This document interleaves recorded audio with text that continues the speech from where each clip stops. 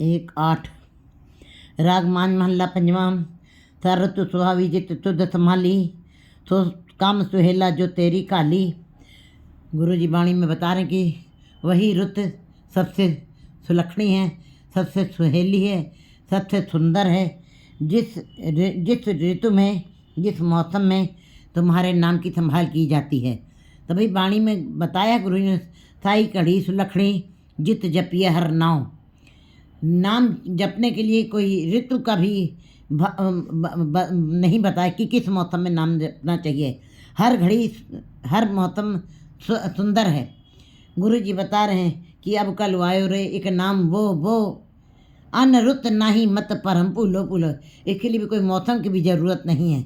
और अगर जो आप मौसम मान रहे तो वो मौसम भी सुहेला है, जो घड़ी भी अच्छी है। वो जिस घड़ी में जीव जो है जिस नाम की संभाल अपने हृदय में कर रहा है, तो काम सुहेला जो तेरी काली। और संसार के काम धंधों का कोई अर्थ नहीं रखता। यहाँ पर गुरु जी ने ये नहीं कहा कि संसार के काम धंधे नहीं करने हैं, लेकिन संसार के काम धंधों को प्राथमिकता ना दे करके नाम को ही प्राथमिकता देनी चाहिए। क्योंकि मनुष्य जन्म का मुद्दा परमात्मा के साथ मिलाप करना है। हमारा ध्यान संसार के धंधों में पूरा लगता है और निरंकार के साथ कार्य व्यवहार में नहीं लगता है। तभी गुरु जी ने कहा कि सो कम सुहेला, वही कर्म सुहेला है, वही धंधा सुहेला है, वही सुंदर है, वही उत्तम है।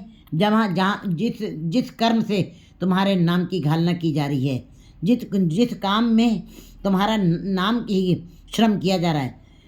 जिन्नी नाम ते आया गए मशक्कत काल, उनकी जिन्होंने नाम का ही घालना घाली है, नाम का ही ध्यान किया है, उन्हीं की ये मशक्कत, उन्हीं का ये श्रम सफल है। जो नाम की घालना घाल रहे हैं। तो हृदय सुहेला जित हृदय तुम उठा, सबना के दाता रजियो। और वही हृदय सुहेला है, सुंदर है, कोमल है और गुणों से परिपूरित है। जिस हृदय में तुम प्रगट हुए हो, जिस हृदय के अंदर तुम प्रत्यक्ष जहरा जहूर की हाजरा हजूर वाली स्थिति पैदा हो गई है। सबना के दातारा जियो, तुम सभी के दातार हो। ये नहीं कि तुम केवल एक जीव के दातार हो, रक्षा करने वाले हो, जन्मदिन वाले नहीं। तुम संसार के सारे जीवों के दातार तुम ही, सारे दाते तुम्हारे ही दर से सबको मिलती हैं। दाता एक राम भिखारी सारी दुनिया। कहते दातारा जियो, तू साझा साहब बाप हमारा। फिर सारे संसार के जीव तेरे बच्चे हैं। तू सबना का साझा बाप है। कोई भी ये नहीं कह सकते हमारा बाप परमात्मा नहीं है। सबका साझा बाप है। कोई किसी का अकेला बाप परमात्मा नहीं है, सबका साझा बाप है। सभी जीव उसी के बच्चे हैं, छोटे बच्चे हैं। तू ठाकुर तुम पहरदास, जीव पिंड सब तेरी रास। तुम मात पिता हम बारिक तेरे, तुम्हारी कृपा में सूख कनेरे। तो कहते वो साझा बाप है सबका। ये नहीं कि वो किसी एक शख्स का, एक जीव का, एक मनुष्य का है, नहीं, वो सबका है। हक से सब कहते हैं परमात्मा ही हमारा पिता है, परमात्मा ही हमारा मालक है। नौ निधि तेरे अखुट भंडारा। और तुम्हारे परमात्मा के नाम के जो भंडारे हैं, नौ निधियों के जो तुम्हारे भंडारे हैं, वो अखुट हैं, वो कभी ख़त्म नहीं होने वाले हैं। ए तन अखुट न निकटे न जाए, पूरे सदगुर दिया दिखाए। लेकिन किसको दिखाई देगा? जो पूरे सदगुर के साथ जुड़ेंगे, उनको इस खजाने के भंडारे प्राप्त होंगे। जिस तू देह सो त्रिपत घावे सोई पगत तुम्हारा जियो। लेकिन ये खजाना, ये भंडारा जिसकी झोली में तुम डाल दोगे, वो तृप्त हो जाएगा, वो अघा जाएगा। उसकी फिर संसार की आशाएं तृष्णाएं खत्म हो जाएंगी। उनके अंदर में कोई कामना और आशा नहीं चलेगी। क्योंकि क्योंकि निरंकार के नाम में इतना आनंद है, इतना रस है कि जीव वैसे ही तृप्त हो जाता है। वो रसों का महारस है। इसलिए जीव को दूसरी कामनाएं अंदर से खत्म हो जाती है नाम जपते हुए। सोई भगत तुम्हारा। और जो जिस तो देह तो त्रिपत है, जिसको तुमने नाम की दात दी है, और अगर जो तृप्त हो गया, अघा गया है बिल्कुल, तो अंदर से विचार कर लिया उसने नाम का, फिर ऐसे ही जीव की जो भक्ति है वो परमात्मा के दरबार में कबूल की जाती है। और वे ही मनुष्य जो हैं, वे ही जीव जो हैं, भगत कहलाते हैं तुम्हारे दर के। सबको आस्ते तेरी बैठा।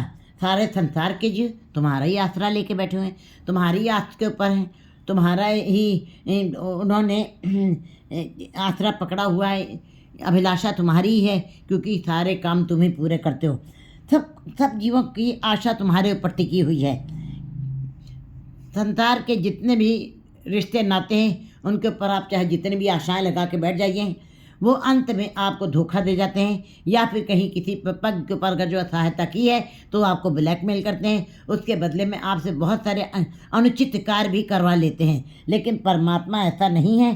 परमात्मा सारे जीव जब जो उसी का आसरा पकड़े हुए हैं, तो वो घट घट अंतर तू है बुट्टा, सबके अंदर, सब घट के अंदर, सब हृदय रूपी घर के घट के अंदर तुम ही रमे हुए हो, मौजूद हो। अदृश्य जरूर हो, दिखाई नहीं देते हो, लेकिन हर घट के अंदर किस प्रकार समाये हुए हो, जैसे भूप मध्य जो बास वस्त है, मुकुर माँ जैसे छाई, इसी प्रकार तुम सब जीवों के अंदर रमे हुए हो।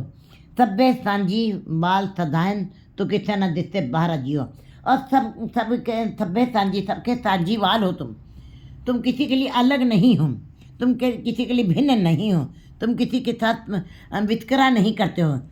सांझी वाल सदायन है, और तू किसे न दिखते बाहर जियो, और किसी को तुम बाहर भी नहीं दिखाई देते हो, सबके साथ एक जैसी तेरी प्रवृत्ति है।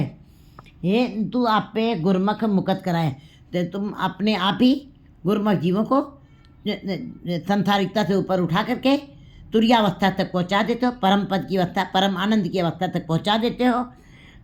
ये तुम्हारी अपनी ही कृपा है। तू आप पे मनमुख जन्म पाइए, और तुम अपनी ही मर्जी से मायावी जीवों को, मायाधारी जीव जो मन मुख हैं, जो मन को मुख रख के कार्य करते हैं, जो अज्ञानी हैं, जो भटकते हैं, जो संसारिक हैं, ऐसे जीवों को तुम आवागमन के चक्र में डाल देते हो। वो सदा ही इस चक्र में पड़े रहते हो, कभी भी ये चक्र उनका ख़त्म नहीं होता, भाव की दुखी भोगते हैं। नानक दास तेरे बलिहारे, सब तेरा खेल दशहरा जियो।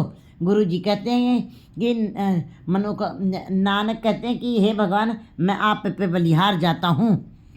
नानक दास तेरे बलिहारे, तेरा खेल दशहरा जियो, तुम्हारा ही खेल है, तुम्हारा ही सारा ये खेल फैला हुआ है जो हम जीव देखते हैं।